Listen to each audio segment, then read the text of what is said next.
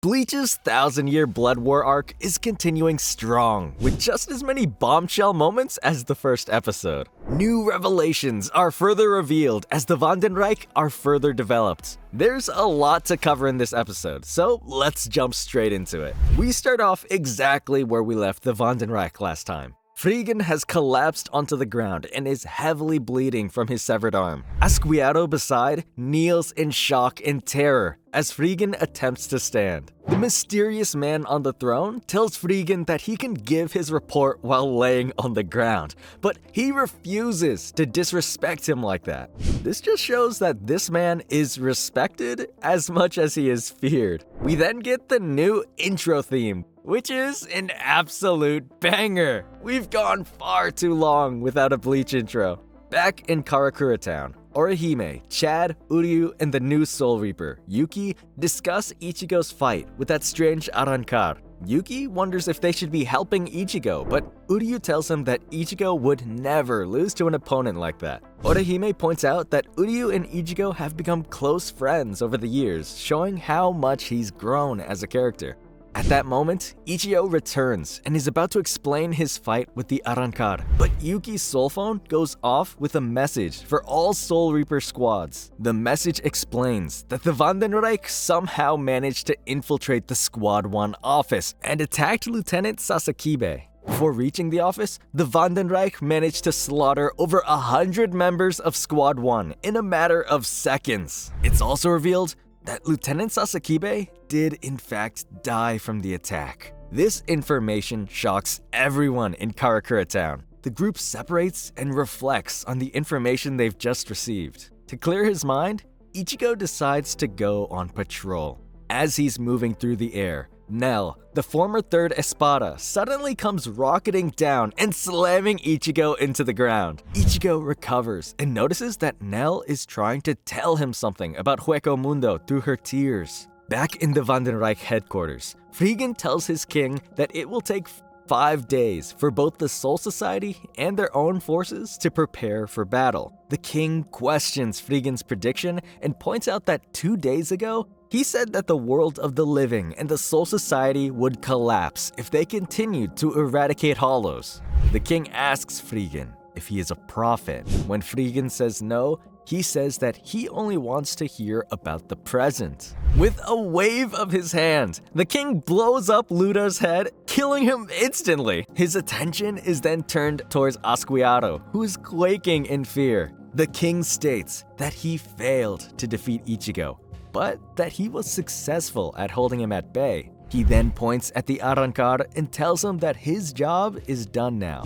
And just like that, his head explodes too. Whoever this new enemy is, he's on a whole new level of power than anything we've seen before. The king then leaves his throne and drops 2 major bombs this early on in the arc. The first is that he has already gained control over Hueco Mundo and can retrieve more Arrancar whenever he wishes. The second is that he's captured Aizen's former third Espada, Haribel. He is close to completing his preparations for the invasion of the Soul Society. Ichigo learns this information from Nell, and as he's asking more questions, Pesuke comes crashing down next to him. In the Soul Society, all of the captains of the 13 squads attend a funeral for Lieutenant Sasakibe. Back in the living world, Ichigo has called a meeting with Uryu, Orihime, and Chad to discuss the news about Hueco Mundo. Pesuke reveals that Haribel has been the de facto ruler of Hueco Mundo since Aizen's defeat. Pesuke tells the group that Haribel has been defeated and taken by the mysterious king of the Vandenreich. Nell and Pesuke had just barely managed to escape, but their friend Doronchaka has been captured by the invading army. The Arrancars beg Ichigo and his friends to save Doronchaka, and of course, they accept without hesitation. Everyone but Uryu agrees. Because he is a Quincy, Uryu can't help hollows or Arrancars. His only purpose is to destroy them. Ichigo understands this and accepts Uryu's decision without complaints. Once again, proving just how much their relationship has developed. At just the perfect moment, Kisuke Urahara shows up and offers to take the group to Hueco Mundo. After so many years, we finally get to see the former captain of Squad 12 again. Bleach is really back! Ichigo and crew race into Hueco Mundo just as Vandenrijk's soldiers are moving a group of Arrancar captives. They quickly notice that Doronchaka isn't among the group of captives and that the soldiers had just finished obliterating a settlement of Hollows and Arrancars. Orihime scans the remains of the settlement and realizes that the Vandenrijk left no survivors. This new organization is as cruel as they are powerful. Pesce points out the captive Arrancars will either be killed or forced into the Vandenrijk army. This instantly motivates Ichigo to free the captives, even though Doronchaka isn't among them. Urahara points out how ironic it is that Ichigo is so desperate to save a group of people that used to be his enemy not too long ago, but that's just the kind of hero that Ichigo is. No one is truly surprised by his actions, and the rest of the group rush off to help. We then move to the captives who seem to have been taken to a high-ranking member of the Vandenrijk, Stern Ritter J. J tells the Arrancar that they will be having a competition to see who will be allowed to join their organization. He will start killing the Arrancars if they don't growl before him.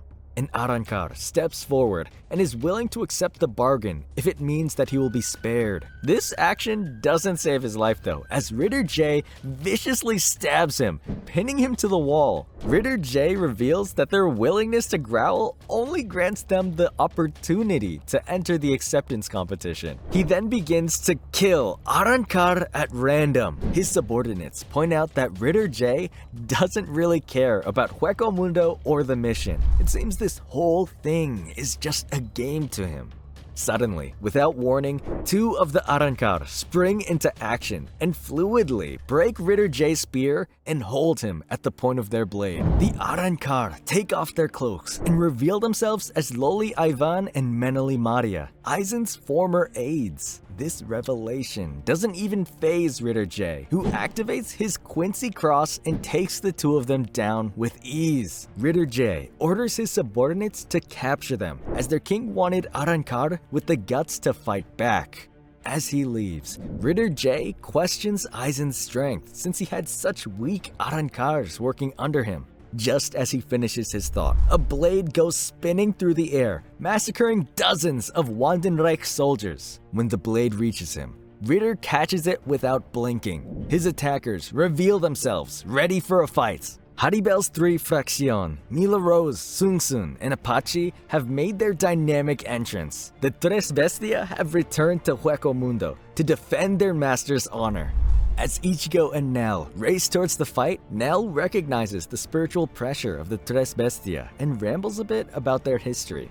As the battle rages on, the Tres Bestia easily slaughters the Vandenrijk soldiers, but are unable to land a hit on Ritter J, even when working together.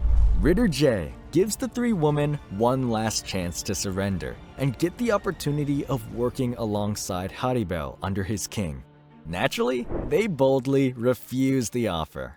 Once more, we return to the Soul Society as the captains have a meeting to discuss the Vandenrijk.